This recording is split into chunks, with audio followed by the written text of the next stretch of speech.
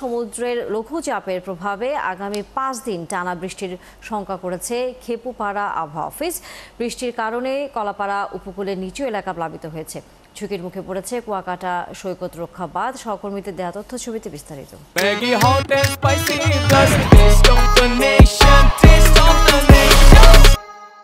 রবিবার রাত 11টা থেকে অনবরত বৃষ্টি হচ্ছে বরিশালে। সোমবার সকাল 9টা পর্যন্ত 75 মিলিমিটার বৃষ্টিপাত রেকর্ড করেছে বরিশালের আবহাওয়া অফিস।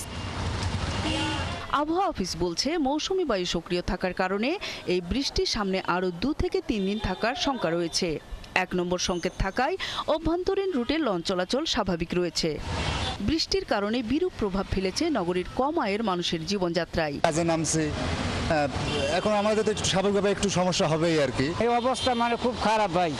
দিন আনে দিন খাই, কোনো একটা কাজ কাম ঠিক মতো নাই। 10:30 থেকে বৃষ্টি নামছে, এখন পর্যন্ত কোনো বৃষ্টি আমরা থামতেছে না। রবিবার রাত থেকে থেমে থেমে বৃষ্টি হচ্ছে পটুয়াখালীতে। বৃষ্টির প্রভাবে স্বাভাবিক জীবনযাত্রা ব্যাহত হচ্ছে। নিচু এলাকায় পানি জমেছে, রাস্তাঘাটে মানুষজনের চলাচল কম। আবহাওয়া অফিস বলছে, বেলা 12টা পর্যন্ত গত 24 ঘন্টায় 44 মিলিমিটার বৃষ্টিপাত রেকর্ড করেছে। আবহাওয়া অফিস আরও জানায়, সাগরে একটি লঘুচাপ সৃষ্টির শঙ্কা রয়েছে। মাঝে মাঝে একটু পানি উঠে গেছে, কম বেশি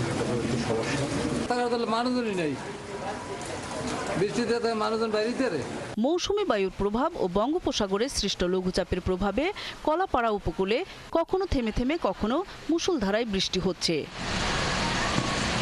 এদিকে অমাবস্যার প্রভাবে কুয়াকাটা, বঙ্গোপসাগর সহ আন্ধারমানিক, টিয়াখালী, খাপড়াভাঙা নদীতে পানি বেড়েছে। কলাপাড়ার পশ্চিম লন্দা গ্রামের ভাঙা রিং বাঁধ দিয়ে পানি প্রবেশ করায় 200 পরিবার পানিবন্দী হয়ে পড়েছে। তলিয়ে গেছে আমন ফসলের মাঠ। এদিকে সাগরে জোয়ারের পানি বৃদ্ধি পাওয়ায় সৈকতের ভাঙন কবলিত পূর্ব দিকের নারিকেলকুঞ্জ, ঝাউবাগান জোয়ারের পানিতে প্লাবিত হয়েছে। আবহাওয়া অধিদপ্তরের পক্ষ থেকে বলা হয়েছে, বর্তমানে উত্তর বঙ্গোপসাগরে একটি লঘুচাপ সৃষ্টি হয়েছে। 24 সেপ্টেম্বর আরও একটি লঘুচাপ সৃষ্টির শঙ্কা রয়েছে। এ কারণে আগামী 5 দিন উপকূলীয় এলাকায় বৃষ্টি হতে পারে। নূর তাজমিন নীর, 71।